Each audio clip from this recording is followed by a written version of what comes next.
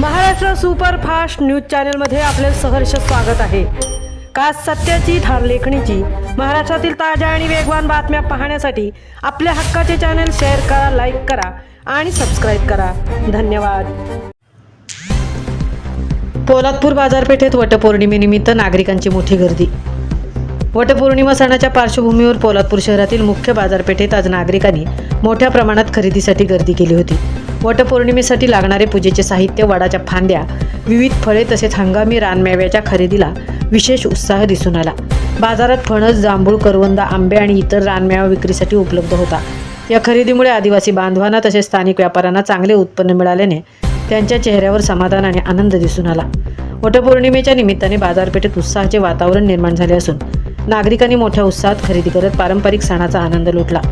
त्यामुळे पोलादपूरची बाजारपेठ गजबजलेली पाहायला मिळाली। महाराष्ट्र सुपरफास्टसाठी सिद्धेश पवार, संतृप्ति होईल, पोलादपूर।